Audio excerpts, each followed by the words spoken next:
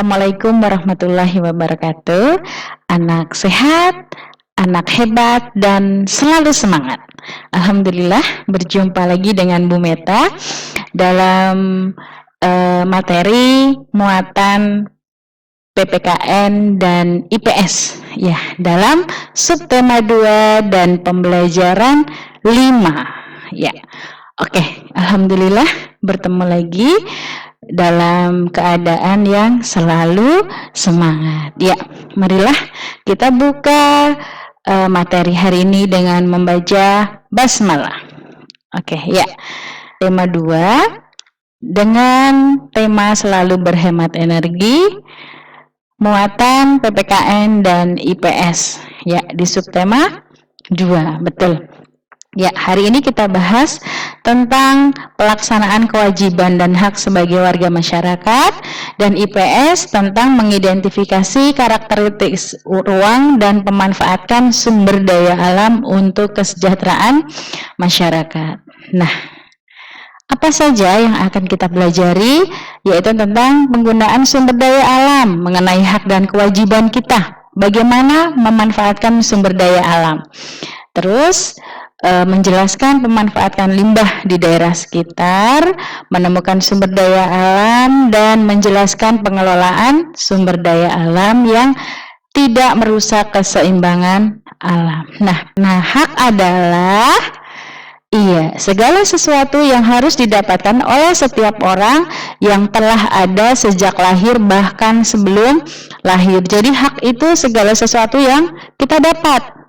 Nah, kewajiban adalah segala sesuatu yang harus dilaksanakan tentunya dengan rasa tanggung jawab. Jadi kewajiban itu wajib dilakukan. Nah, oke. Tadi kita berbicara tentang penggunaan ya. Penggunaan energi itu bagaimana sih? Penghematan energi adalah tindakan mengurangi jumlah penggunaan energi. Nah, kita lihat. Nah, kita akan bahas hak dan kewajiban kita terhadap air. Nah, air itu juga merupakan sumber energi. Betul. Ketika kita Zoom sudah Ibu bahas ya, Nak ya. Nah, bagaimana hak kita terhadap air? Nah, haknya yang pertama, kita menggunakan air untuk mandi, itu hak kita. Mandi, terus untuk minum dan makan, untuk memasak, dan untuk keperluan rumah tangga. Nah, keperluan rumah tangga itu apa saja?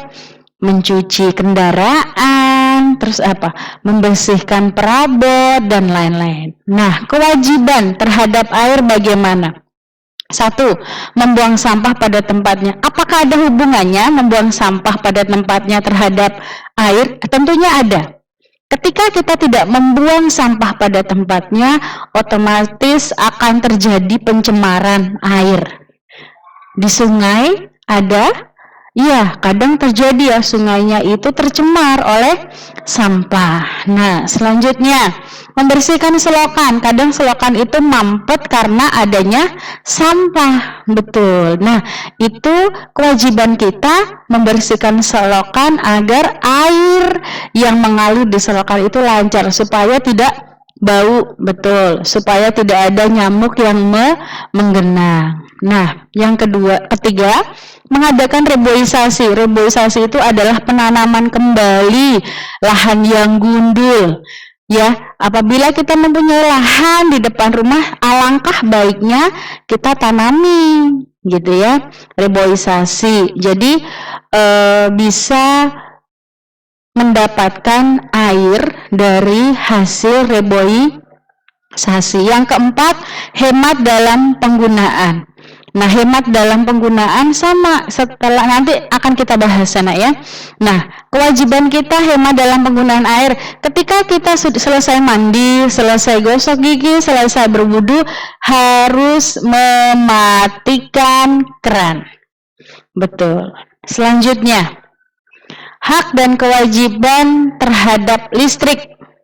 haknya yang pertama belajar menggunakan laptop. Nah itu hak kita ya, karena ada listrik, betul. Nah sekarang yang kita alami belajar menggunakan laptop, menyetrika pakaian, menonton televisi, dan mendapatkan penerangan. Nah kewajiban kita ketika bagaimana kita terhadap listrik, mematikan lampu ketika tidak digunakan, mematikan lampu di siang hari, lalu kurangi penggunaan kipas atau AC. Biasanya setelah pulang sekolah atau kita akan berangkat sekolah, kipas atau AC masih nyala, jadi mamah yang mematikan, kadang bibi yang mematikan, gitu ya. Jadi kita harus akan sadar akan kewajiban kita terhadap listrik. Yang selanjutnya, iya, apabila ada sinar matahari, sebaiknya mengeringkan pakaian secara alami, begitu ya. Itu adalah hak dan kewajiban kita terhadap listrik. Oke. Nah, selanjutnya bagaimana perilaku hemat energi kita? Yang pertama, menyalakan lampu pada malam hari, memadamkan lampu pada siang hari, mematikan televisi apabila tidak ditonton. Jangan sampai kita tidur, kita ditemani oleh televisi, jadi televisi yang menonton kita tidur ya. Biasanya seperti itu ya, sering sekali terjadi.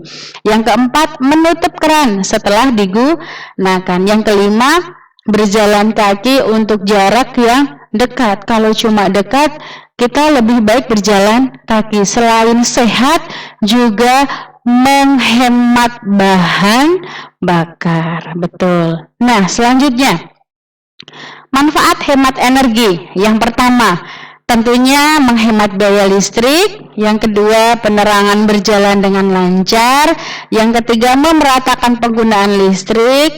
Yang keempat, barang elektronik menjadi awet. Yang kelima, mengurangi kerusakan lingkungan. Itu adalah manfaat energi. Nah, tadi kita sudah belajar tentang PPKN, hak dan kewajiban, penggunaan, terus hak dan kewajiban kita terhadap air dan listrik, manfaat hemat energi. Untuk selanjutnya, muatan IPS. Nah, muatan IPS kita lihat. Nah, kita akan berbicara tentang sumber daya alam, yaitu batu bara salah satunya. Batu bara itu apa sih?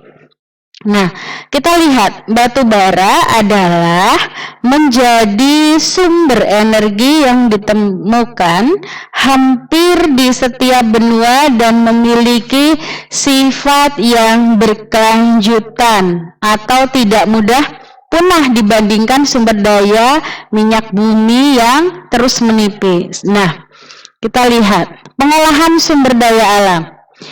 Nah, batu bara ya. Nah, ini adalah batu bara. Nah, ini ya. Ini loh yang namanya batu bara. Nah, batu bara itu bisa dilakukan untuk apa saja sih? Gitu ya. Nah, manfaat batu bara kita lihat. Batu bara itu bisa dimanfaatkan untuk menjalankan atau bahan bakar kereta api. Betul. Nah, batu bara juga bisa digunakan untuk bahan bakar, ini kompor briket. Ya, itu batu bara. Ya, Nak ya. Selanjutnya, batu bara juga digunakan untuk pembangkit listrik tenaga. Iya, tenaga gas. Iya, gasnya itu dari pengolahan batu. Nah, jenis energi yang dihasilkan adalah betul, energi alternatif. Harganya selain murah juga bisa atau lebih banyak cadangannya daripada minyak bumi dan bisa bertahan selama 200 tahun ke depan. Oke, untuk energi alternatif nanti kita berjumpa di subtema 3. Nah, itu saja yang bisa Ibu sampaikan. Terima kasih atas perhatiannya dan kita cukupkan pembelajaran hari ini dengan membaca hamdalah Alhamdulillahirabbil alamin. Sampai jumpa di materi selanjutnya. Wassalamualaikum warahmatullahi wabarakatuh. See you, tetap jaga kesehatan. Dadah, bye bye.